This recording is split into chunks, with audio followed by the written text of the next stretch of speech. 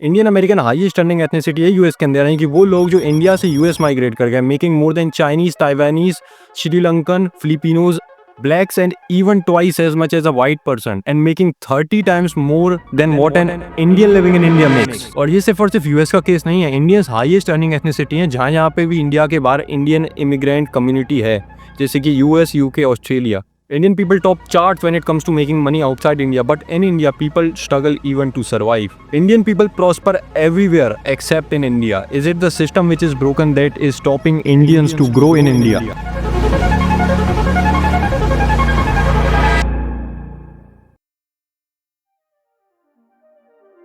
India की GDP है 4.2 trillion dollars with a population of 146 crore people, और यूएस की जीडीपी है 30.5 trillion dollars with a population of 34.7 crore people. India की GDP per capita है 2875 dollars की, और यूएस की जीडीपी पर कैपिटा है 89,000 डॉलर्स की, यानी कि पूरी के पूरी 31 गुना का अंतर है। जीडीपी का मतलब होता है कि कितना टोटल प्रोडक्शन हुआ in an financial year in a country, और जीडीपी पर कैपिटा का मतलब होता है कि कितना आउटपुट हुआ पर पर्सन। आइए इस चीज़ को एक बेहतर एग्जाम्पल से समझते हैं। मान लीजिए दो फैमिलीज हैं, एक है शर्मा फैमिली, एक है गुप्ता फैमिली। शर्मा फैमिली की टोटल ईयरली इनकम है 15 लाख, गुप्ता फैमिली की है 20 लाख। इसको देख के आपको लग सकता है कि गुप्ता फैमिली ज़्यादा अमीर है, लेकिन आप तब टोटल नंबर ऑफ मेंबर्स देखें तो शर्मा फैमिली में 5 मेंबर्स हैं और गुप्ता फैमिली में 10 मेंबर हैं। तो पर पर्सन जो शेयर है वो शर्मा फैमिली में 3 लाख है और गुप्ता फैमिली में 2 लाख है। तो इसका मतलब शर्मा फैमिली ज़्यादा अमीर है। तो जीडीपी को आप टोटल इनकम मान सकते हो और जीडीपी पर कैपिटा को इनकम शेयर पर पर्सन मान सकते हो, जिसका फॉर्मूला होता है कि total GDP divided by the population. अगर हम एवरेज सैलरी और एवरेज हाउस होल्ड इनकम देखें तो अगर हम नेशनल ईयरली एवरेज इनकम की बात करें तो यूएस की एवरेज ईयरली इनकम है 58.62 लाख, इंडिया की 2.55 लाख।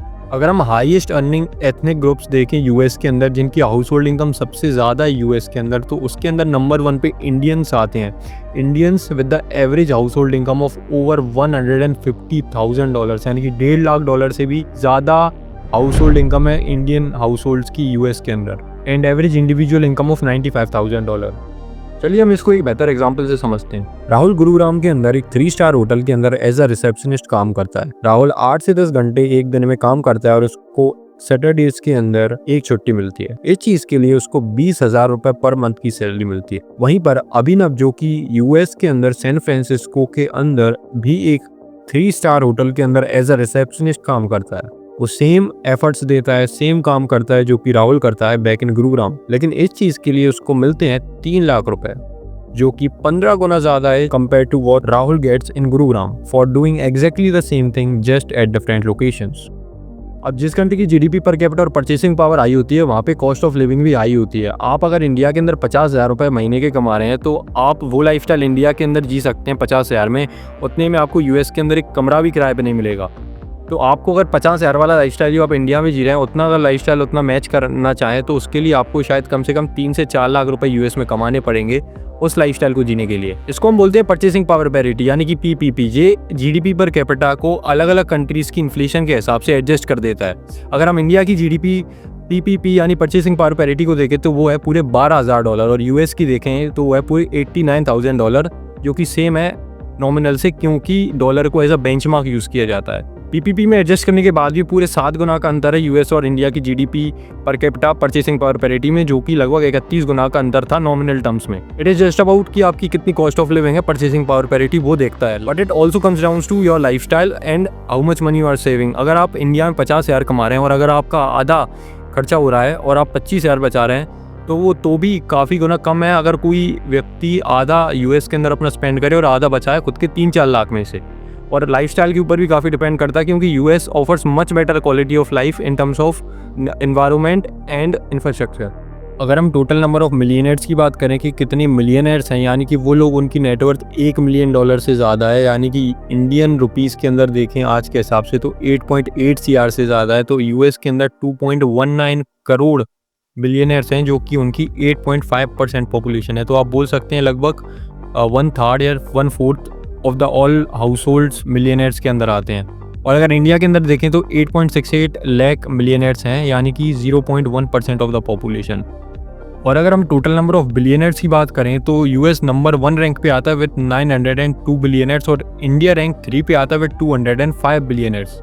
अगर हम total number of unicorn startups की बात करें, यानी कि वो स्टार्टअप जिनकी वैल्यूएशन $1 बिलियन से ज़्यादा है, आज के डॉलर INR रेट के हिसाब से 8,800 करोड़ से ज़्यादा उनकी वैल्यूएशन है, तो यूएस के अंदर 1050 यूनिकॉर्न स्टार्टअप्स हैं, जबकि इंडिया के अंदर 118 स्टार्टअप्स हैं जिनकी वैल्यूएशन 1 बिलियन से ज़्यादा है। और अगर हम रिपोर्ट्स के हिसाब से देखें तो यूएस के अंदर लगभग 90 स्टार्टअप्स हैं, यूनिकॉर्न स्टार्टअप्स हैं जिनकी वैल्यूएशन $1 बिलियन से ज़्यादा है, जो कि इंडियंस ने फाउंड या को फाउंड किए हैं यूएस के अंदर। तो लगभग जितने इंडिया के अंदर इंडियंस ने यूनिकॉर्न्स बनाए, उतने ही यूएस के अंदर भी बना दिए। And almost 1/3 of all Silicon Valley startups have Indian founder और को फाउंडर।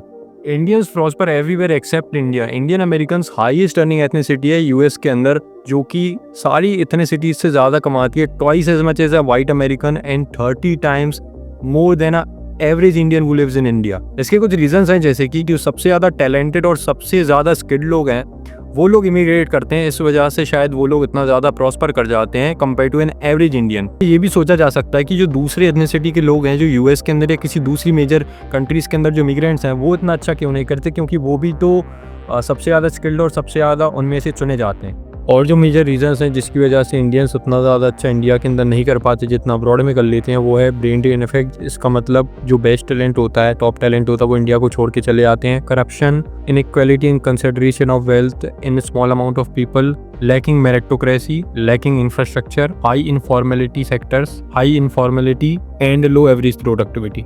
बढ़ेगा इंडिया तभी तो बढ़ेगा यूएसए। ये लाइन आज के कॉन्टेक्स्ट में बिल्कुल फिट होती है, क्योंकि इंडिया का जो सिस्टम है, जो भी टॉप टैलेंट और टॉप माइंड्स हैं इंडिया के अंदर, उनको आगे बढ़ने के लिए सपोर्ट ही नहीं करता। टॉप रीजंस की इंडियन टैलेंट बाहर चला जाता है वो है मेरिटोक्रेसी को सपोर्ट करना, यानी कि केपेबल लोगों को उनकी काबिलियत की वजह से उनको अपॉर्चुनिटी देना। और रीजंस हैं better infrastructure, higher compensation and wages, higher education opportunities, better quality of life and better research and innovation ecosystem.